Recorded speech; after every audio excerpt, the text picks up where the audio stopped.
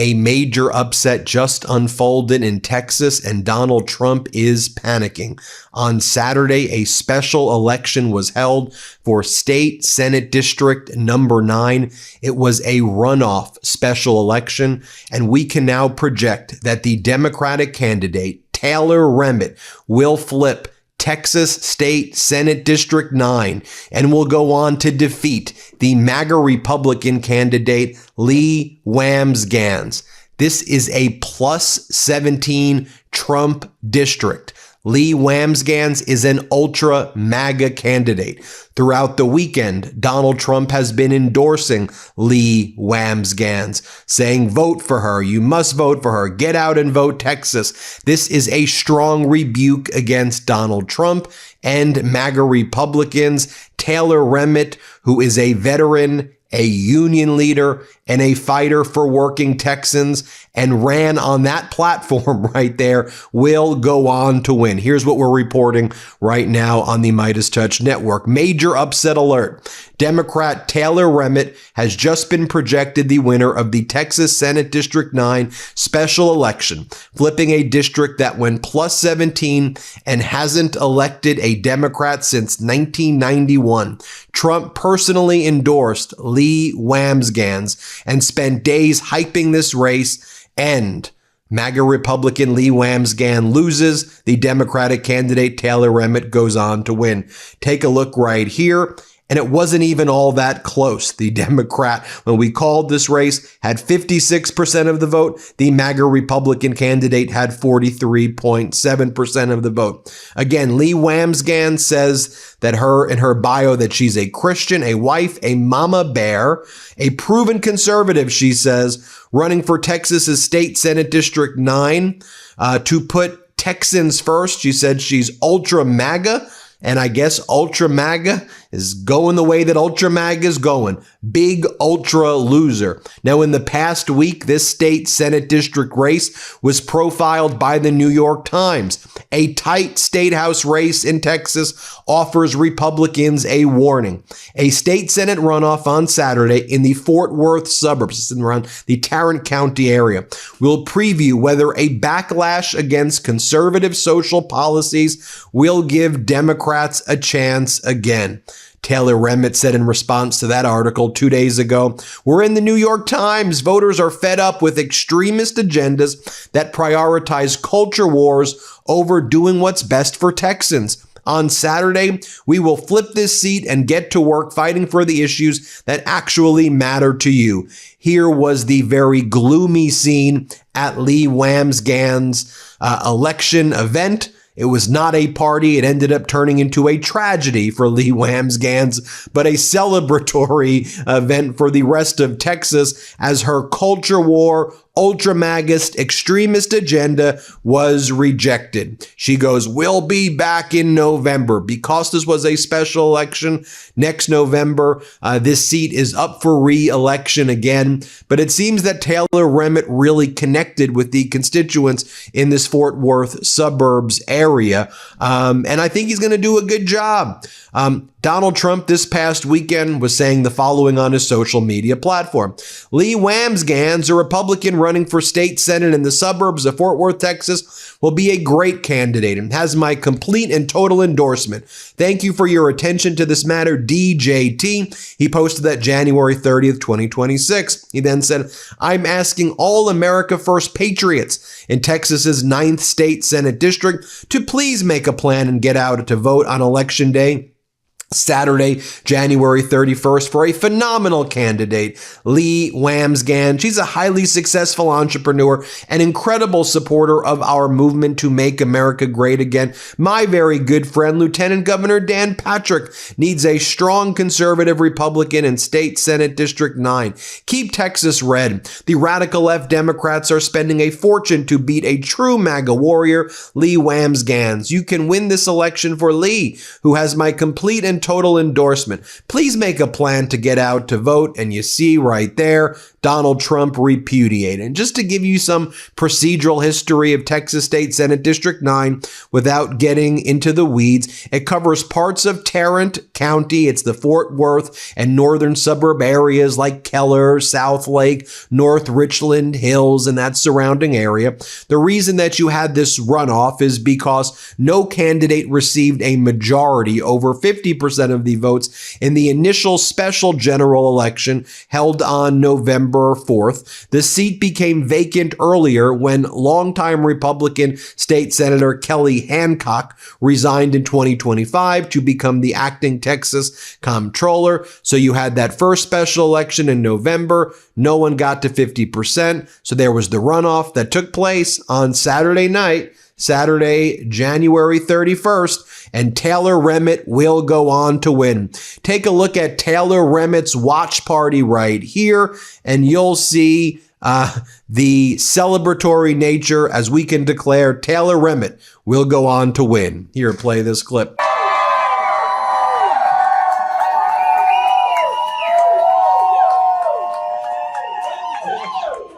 All right, y'all. Hey, I want to say thank all of you so much for being a part of this campaign. We still have more work to do, but right now we are celebrating that we worked so hard, and we have to follow the results. We have to continue to have our energy. We have a lot more work to do, and I did not do this alone. I did it because of all of you showing up. That's what it takes.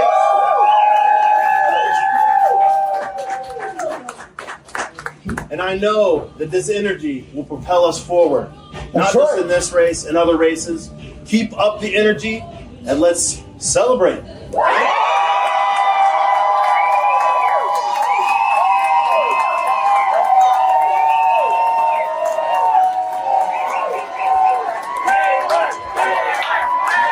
Now, if you want to know, how did Taylor Remitt flip a plus 17 Trump district blue, an ultra MAGA district blue? Well, he focused on affordability. He focused on the kitchen table issues that Americans care about. And that's what we're seeing across the country right now.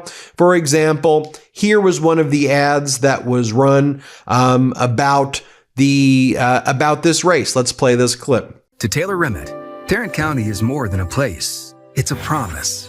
But skyrocketing prices and property taxes are pushing that promise out of reach. It's time to vote in a leader who gets it because he lives it. Taylor Remitt for Senate. Taylor's a local vet who served honorably and came home to build F-35s. A working man who will stand up to corporations ripping off the little guy. The special election for Senate District 9 in Tarrant County is headed to a runoff. The race itself was for a state legislative seat in a district that is supposed to be comfortable Republican territory, and that is the critical context for understanding why the margin matters so much. Because this is not a swing district where Democrats occasionally show up and make things competitive, and where a loss by any margin would be concerning but understandable given the fundamentals. This is the kind of district that the Republican Party counts on holding without much effort or much spending, because the underlying voter registration and the underlying political culture and the underlying presidential performance all point in the same direction. And when you lose that kind of district by 17 points, the explanation cannot be candidate quality or local factors or an unusually motivated Democratic turnout operation, because none of those things produce a 17-point swing from what the presidential results looked like in that same geography.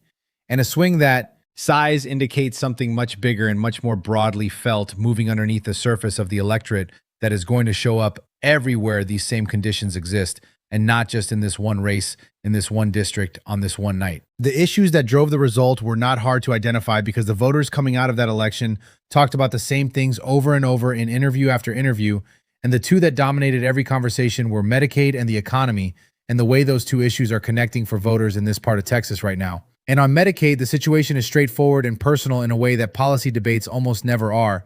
Because Texas has one of the largest uninsured populations in the country, it has a large rural population that depends heavily on Medicaid for basic health care. It has a significant elderly population with nursing home residents whose entire care is funded by Medicaid. And it has a working class that across large parts of the state lives close enough to the financial edge that losing health coverage is not an abstract policy concern, but is a direct and immediate threat to their family's ability to get through a serious medical situation without financial catastrophe.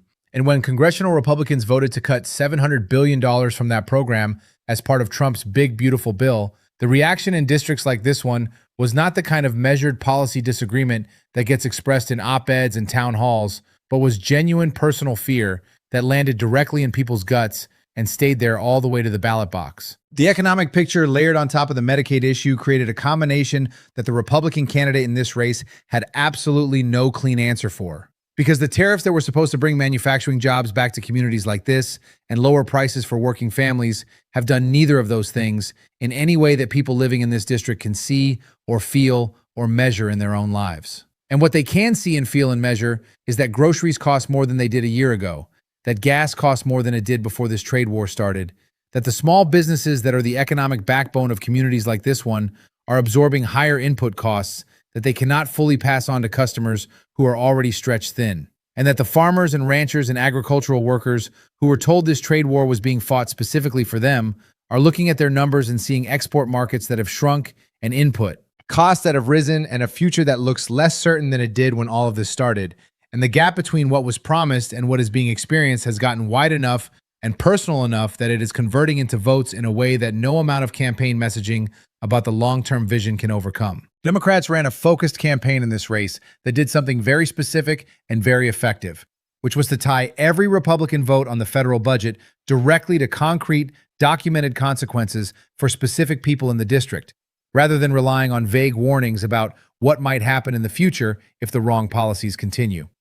And the ability to point to real organizations in the community that are struggling because of funding cuts, and real families in the district who are worried about losing coverage, and real businesses that are dealing with higher costs because of tariffs, gives a campaign a kind of specificity and a kind of credibility that abstract policy arguments simply cannot match.